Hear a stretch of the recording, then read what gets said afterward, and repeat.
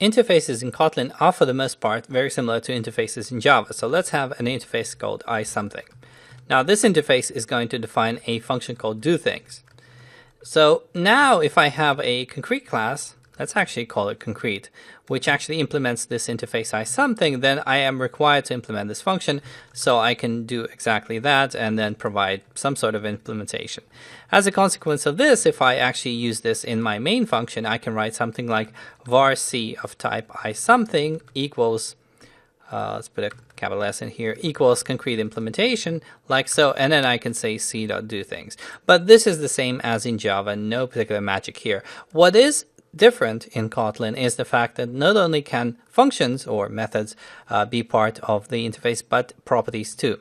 So the simplest example is if I say something like this, val name of type string get equals something. What this means is that now any class which implements the interface will have a property called name, and it's a read-only property. You can see it's val, not var.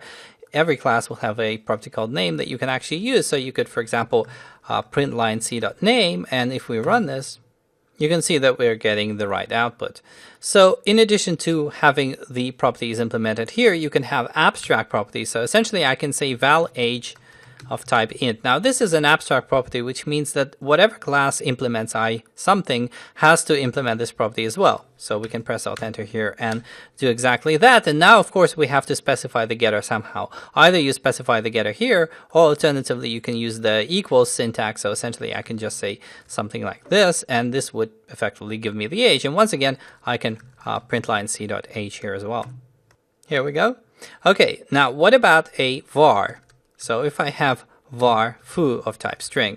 Now here once again I have to implement the property, but this time round what I have to do is I have to provide both the getter and the setter. And I can certainly do this, or if I want to have those generated automatically, I can just give it a value like so, ABC. This would automatically create a backing field and initialize it to ABC. Or alternatively, I can avoid doing this here altogether and do the entire thing in the primary constructor. So what I can say is I can say that in the primary constructor, I'll have the foo property that's required of type string, but I need the override keyword here as well. And in fact, the ID kind of tells me about it. So this is another valid way of implementing this property here.